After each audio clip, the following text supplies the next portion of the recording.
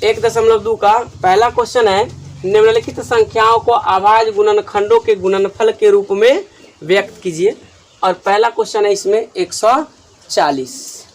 तो इसको 140 को हम लोग पहले क्या करेंगे, अभाज्य गुणनखंड निकालेंगे। ये पहला क्वेश्चन हम बना रहे हैं 140।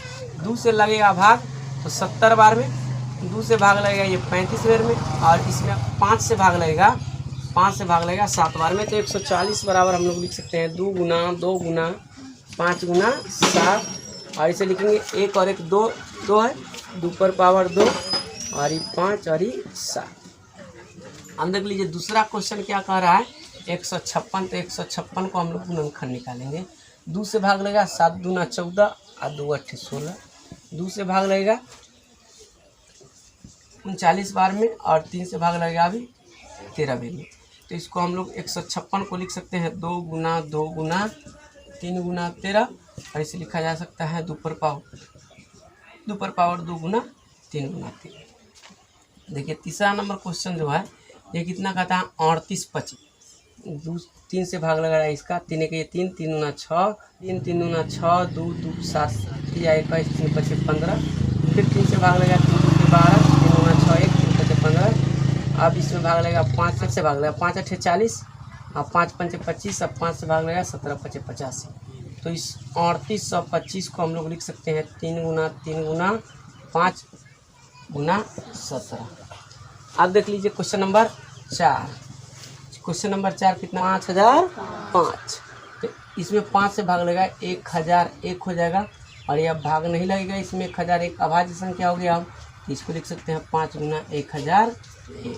29 यानी 7429 से इसका अभाज्य गुणनखंड निकालें। अब ये 17 से जो भाग लगा 437 बार में, अब यहाँ पर 19 से लगेगा और ये 23 बार में कट जाएगा। तो ये 74 29 बराबर लिख सकते हैं 17 गुना 19 गुना 23।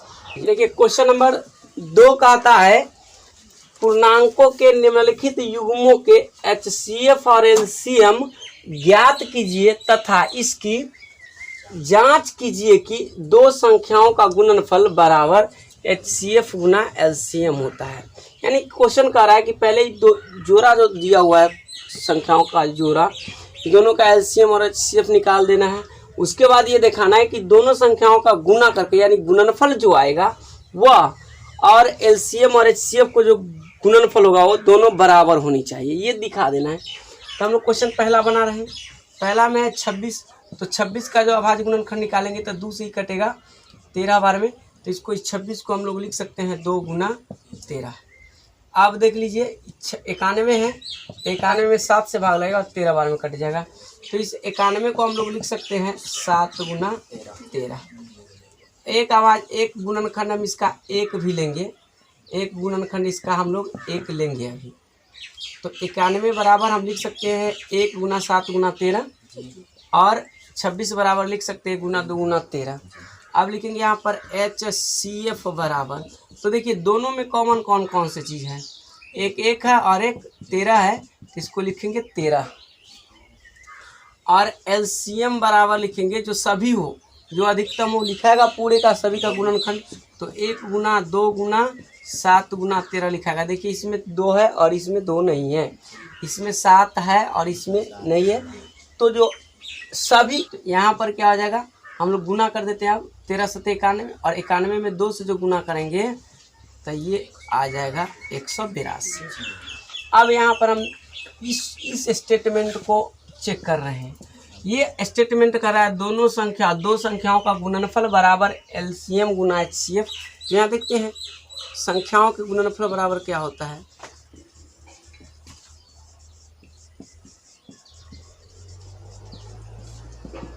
संख्याओं का गुणनफल यहाँ पर जो दिया हुआ है 26 और 91 है।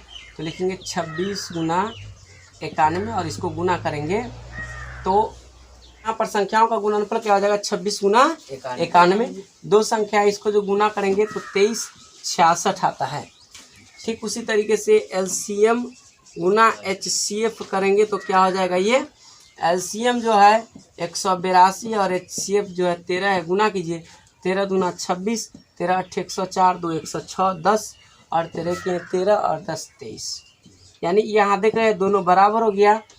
तो यहाँ पर लिख सकते हैं, इसीलिए संख्याओं का गुणनफल बराबर हो जाएगा संख्याओं, यहाँ पर लिख दीजिए संख्याओं के गुणनफल बराबर एलसीएम गुना एचसीएफ। हो गया चांस। चलिए देखिए हम लोग क्वेश्चन नंबर 2 बनाएंगे। इसमें क्वेश्चन नंबर 2 में एक बार 50 है, तो इस 50 को हम लोग क्या निकालेंगे, गुणनखंड। 2 से लगेगा 25 टाइम्स और अब 5 से इसमें लगेगा तो हो जाएगा 5। अब देख लीजिए इस 50 को हम लोग लिख सकते हैं यहाँ पर 2 गुना 5 गुना 5, और दूसरा यहाँ पर कितना है 92 है, तो 92 के निकालिए 2 से लगेगा 4 दूना 8, 2 से और लगेगा इसमें 23 टाइम में, अब नहीं कटेगा ये, तो इसको हम लोग लिख सकते हैं 92 बराबर 2 गुना 23। इसका देखिए हम लोग HCF बराबर क्या लिखेंगे, तो दोनों में जो कॉमन फैक्टर होगा वही हमको चूज कर लेना है।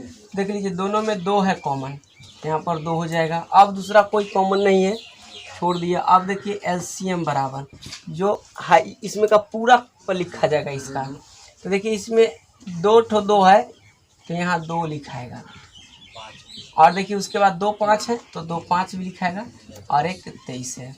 और हम लोग गुना करेंगे इसको तो हो जाएगा 2 दूना 4, 4 पंचे 20, 20 पंचे 100, और इसमें जो गुना करेंगे तो ये 2300 हो जाएगा। अब इस स्टेटमेंट को फिर इसमें चेक करते हैं, दोनों संख्याओं के गुणनफल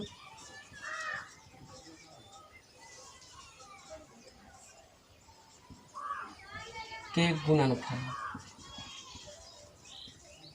गुणनफल बराबर हो जाएगा, 2 संख्या, एक 50 और दूसरा 92 है, तो लिखेंगे यहाँ पर 50 गुना 92, और गुना जब करेंगे तो हो जाएगा ये 4600। गुना कर दीजिए 5 दूना 10, 9 पंजे 45 और एक 46, एक 0 के एक 0। अब यहाँ पर देते हैं क्या LCM गुना HCF, ये भी तो चेक करना है, LCM गुना HCF। तो LCM का जो मान है यहाँ से आया हुआ है 2300, और यहाँ HCF है 2, गुना करेंगे तो 23 दूना 46 हो जाएगा, 4600 पुर गया। तो इसलिए यहाँ पर लिख सकते हैं दोनों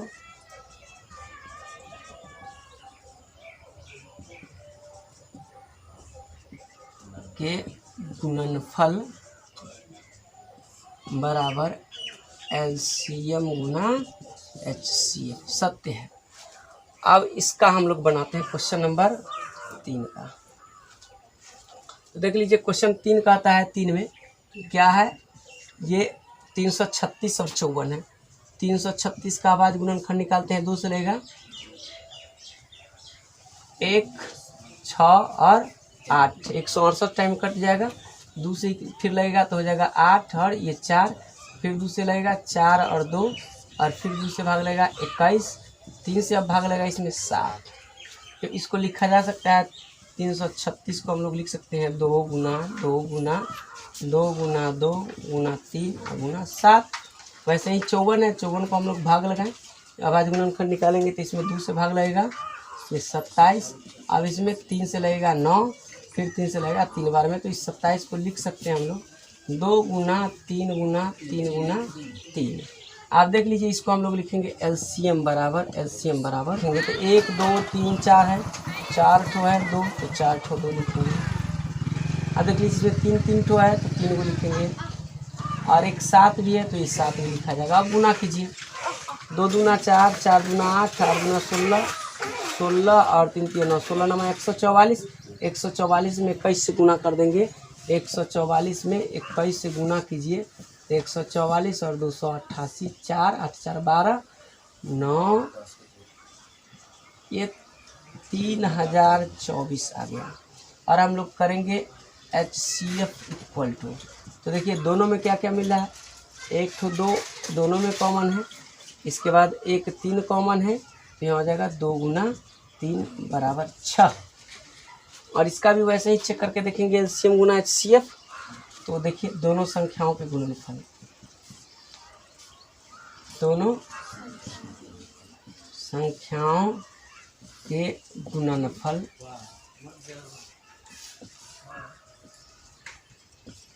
बराबर हो जाएगा दोनों संख्या, एक संख्या है 336 और दूसरा है 54। गुना कीजिए कितना, 18 1 44 होते हैं, 18 1 44 HCF। इसको गुना कीजिए तो LCM आया हुआ है इसका 30 24 गुना 6, 6 के 24, 6 दूना 12 और उसके बाद 6 या 18 आ गया। दोनों बराबर है, इसको लिख सकते हैं हम लोग दोनों संख्याओं का गुणनफल बराबर LCM गुना HCF। क्वेश्चन नंबर 3 कहता है, क्वेश्चन नंबर 3 कह रहा है अभाज्य गुणनखंड विधि द्वारा निम्नलिखित पूर्णांकों का HCF और LCM ज्ञात कीजिए। तो यहाँ पर पहला क्वेश्चन इसका 3 का 15 12 15 और 21। तो 12 का हम लोग अभाज्य गुणनखंड निकालेंगे, 12 का ऐसे तो कितने बार में, पहले 2 टाइम्स में लगेगा इसमें 6, 2 से लगेगा 3, 15 को अगर देंगे तो हो जाएगा 15 में ये 3 से 5 और 21 में लगाएंगे तो ये 3 से लगेगा 7 बार में। तो हम 12 बराबर लिख सकते हैं 2 गुना 2 गुना 3।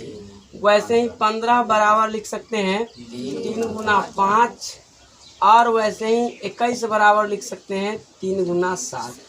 अब देखिए हम लोग HCF ही निकाल लेते हैं, पहले HCF निकालते हैं। इसमें जो ये तीनों में जो कॉमन फैक्टर होगा उसी को लिखेंगे। देख लीजिए एक फैक्टर 3 सभी में कॉमन है, इसके अतिरिक्त कोई भी जो इसमें कॉमन नहीं है कोई भी, तो यहाँ पर 3 इसका HCF हो जाएगा। और LCM जो लिखेंगे तो जो ज़्यादा जिसका होगा वही लिखाएगा पूरे का पूरा। तो देखिए ये 2 जो है 2 बार है, इसमें 1 बार नहीं है, एक बार भी नहीं है, तो इसको लिखेंगे 2 गुना 2। देखिए यहाँ 3 भी है तो 3 भी लिखा जाएगा, एक इसका फैक्टर 5 भी और एक फैक्टर इसका 7 भी है। अब इसको सबको हम लोग गुना करेंगे, 2 दूना 4, 4 पंचे 20, 20 तिये 60, 7 छके 42, 420 हो जाएगा। वैसे ही दूसरा क्वेश्चन जो दिया हुआ है, दूसरा क्वेश्चन जो है इसका दूसरा का हम लोग सॉल्यूशन देख रहे हैं। तो ये 17 लिखा हुआ है इसका गुणनखंड, ये ऐसे ही रह जाएगा, इसका एक बार में कटेगा तो सीधे हम लोग 17 बराबर लिख सकते हैं 1 गुना 17, चूँकि 17 अभाज्य संख्या है। फिर 23 बराबर भी लिख सकते हैं 1 गुना 23 और 29 बराबर भी लिख सकते हैं 1 गुना 29, चूँकि ये सभी अभाज्य संख्याएँ हैं। अब देख लीजिए इसका HCF जो हो जाएगा, HCF 1 होगा, चूँकि एक ही सभी में वैनिष्ठ गुणनखंड है, इसके अतिरिक्त कोई भी नहीं है। और LCM जो हो जाएगा, LCM 17 गुना 23 गुना 29 और इसको गुना कर लीजिए 17 में 23 से, फिर 29 से तो पूर जाएगा। नहीं लिखे हुए थे ना, 11 ये इतना हो गया, इसका LCM हो गया। अब दूसरा ये देख लीजिए कितना है 8 9 और 25। तो इस 8 को हम लोग लिख सकते हैं 2 से 4 बार में, 2 से 2 बार में। 9 को ये 3 तिया 9 होगा और 25 जो हो जाएगा ये 5 गुना 5। अब देख लीजिए HCF का 8 इक्वल टू लिख सकते हैं 2 गुना 2 गुना 2। वैसे ही 9 बराबर लिख सकते हैं 3 गुना 3। वैसे ही 25 बराबर लिख सकते हैं 5 गुना 5। देख लीजिए HCF, यहाँ पर कोई भी कॉमन फैक्टर नहीं दिखाई दे रहा है, तो इसका HCF 1 हो जाएगा। और LCM बराबर लिखेंगे क्या, पूरा 2 गुना 2 गुना 2 गुना 3 गुना 3 गुना 5 गुना 5। देखिए गुना करके हम लोग देखते हैं 2 दूना 4, 4 दूना 8, 8 पंचे 40, 40 पंचे 200, 200 हो गया। और 200 तिया 600, 600 तिया 1800। देखिए क्वेश्चन कहता है 4 नंबर HCF 306 657 बराबर 9 दिया है, LCM 306 657 ज्ञात कीजिए। तो हम लोग फार्मूला जानते हैं इसका, अगर A और B कोई 2 संख्याएं हैं तो हम लोग क्या जानते हैं, HCF ऑफ AB गुना LCM of AB is equal to A गुना B, यानी लसा गुना मौसा बराबर दोनों संख्याओं का गुणनफल, अर्थात इसका जो HCF निकलेगा और LCM निकलेगा, दोनों को जो गुना करेंगे तो वह दोनों संख्याओं के गुणनफल के बराबर में होता है। तो इस जगह हम इसी को लिख सकते हैं, इसको लिख सकते हैं HCF ऑफ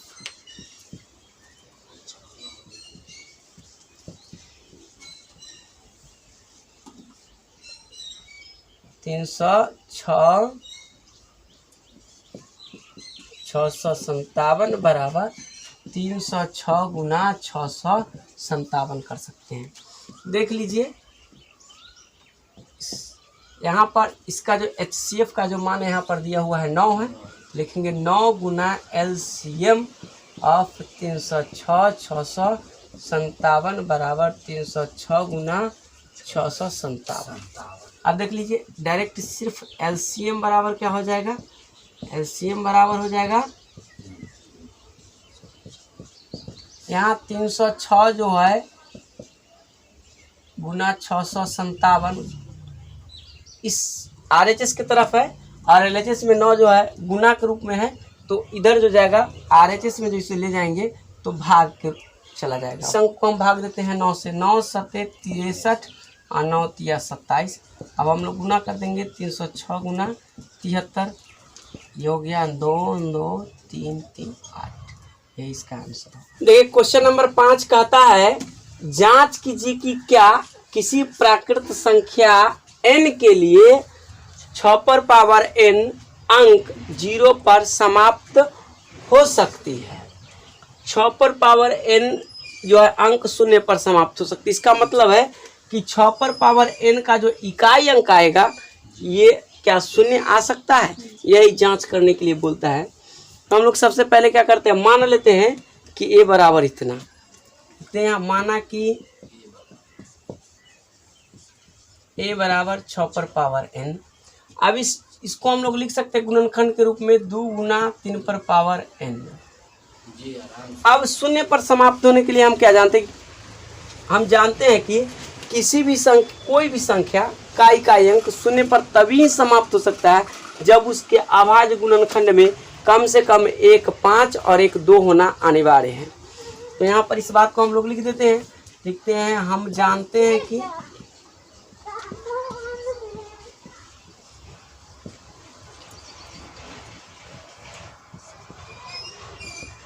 किसी भी संख्या का इकाई अंक 0 होने के लिए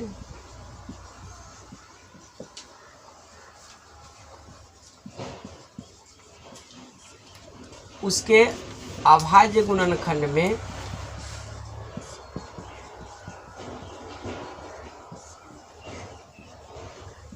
कम से कम एक 2 एवं एक 5 होना अनिवार्य है।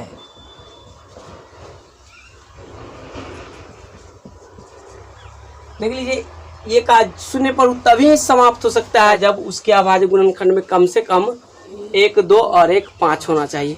इस बात को हम लोग प्रूफ करके देखते हैं कैसे उसका किसी भी संख्या का इकाई अंक 0 पर समाप्त कैसे होता है। हम शून्य वाले संख्या सब लेते हैं जिसका इकाई अंक कम से कम एक 0 हो, तो 10 को लेकर के देखते हैं। देखिए 10 में भाग दी 2 से तो 5 में देख लीजिए इसका अभाज्य गुणनखंड 1 2 1 5। इसी तरीके से अगर 20 ले तो 20 को भी निकालेंगे 2 से 10 और 2 से 5। देख लीजिए कम से कम यहाँ 2 तो 2 है, लेकिन 1 2 और 1 5 तो होना अनिवार्य है, और यह है 2 और 5 है। देख लीजिए अगर 30 लेंगे 300 लेते हैं, 300 2 से दिए 150, 2 से भाग दिए 75, अभी 3 से लगा 25 और 5 से 5 बार।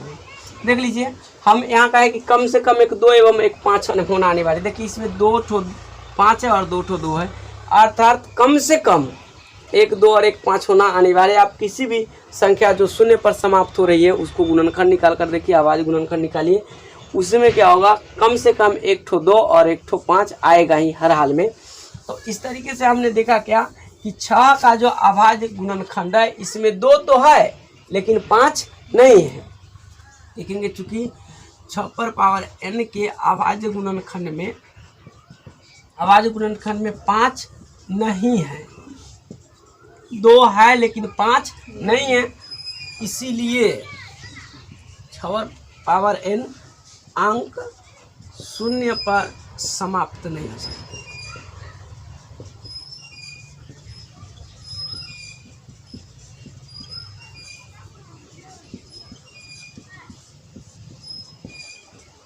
क्वेश्चन नंबर 6 कहता है, क्वेश्चन नंबर 6 कहता है व्याख्या कीजिए कि 7 गुना 11 गुना 13 प्लस 13 और 7 गुना 6 गुना 5 गुना 4 गुना 3 गुना 2 गुना 1 प्लस 5 भाज्य क्यों है?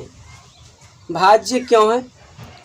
तो देखिए हम लोग जानते हैं अभाज्य संख्या किसे कहा जाता है और भाज्य संख्या किसे कहा जाता है। सबसे पहले इसको जानेंगे।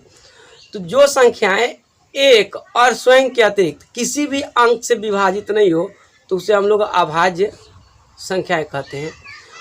और वे संख्याएं जो एक और स्वयं के अतिरिक्त अन्य अंक से भी विभाजित हो उसे हम लोग भाज्य संख्याएं कहते हैं। दूसरे तरीके से हम लोग इसको समझेंगे तो जिस संख्याओं को अभाज्य गुणनखंड के गुणनफलों के रूप में लिखा जा सके, जिस संख्या को अभाज्य गुणनखंड के गुणनफलों के रूप में लिखा जा सके उसी को हम लोग भाज्य संख्याएं कहते हैं। तो हम लोग इसको मान लेते हैं ए बराबर मान लेते हैं 7 गुना 11 गुना 13 प्लस 13। अब देख लीजिए इसको ये 13 कॉमन लेते हैं, दोनों में 13 कॉमन लेते हैं तो ये बचेगा 7 गुना 11 और प्लस इसमें का 1 बच जाएगा, चूँकि इसमें से 13 कॉमन ले लिए। अब यहाँ पर हम देख रहे हैं क्या कि इस संख्या का जो एक जो है ये गुणनखंड 13 है, अर्थात ये ए बराबर इतना हो गया। तो लिखेंगे चूँकि ए बराबर 7 गुना 11 गुना 13 प्लस 13 अभाज्य, ये अभाज्य गुणनखंड के गुणनफल के रूप में है,